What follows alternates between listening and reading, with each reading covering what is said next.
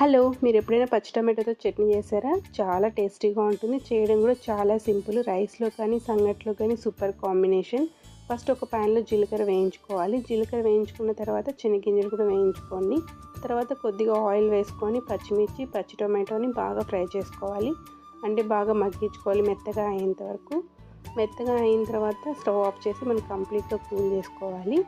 ఈ వేయించుకున్నవన్నీ చల్లారిన తర్వాత వాటితో పాటు వెల్లుల్లి, పసుపు, ఉప్పు, చింతపండు అంటే నేను చట్నీలకు మామూలుగా చింతపండు కన్నా చింతతొక్కు ఎక్కువ వాడతాను. అది బాగా టేస్ట్గా ఉంటుంది. మీ దగ్గర చింతతొక్కు లేకపోతే చింతపండు కూడా వేసుకొని కోర్స్గా పేస్ట్ చేసుకోండి.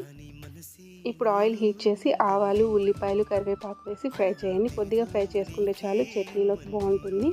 తర్వాత స్టవ్ ఆఫ్ చేసి చట్నీ వేసి బాగా కలుపుకోవాలి. ఇప్పుడు వేడి వేడి అన్నంలోకి చట్నీ వేసుకొని తింటే సూపర్గా ఉంటుంది.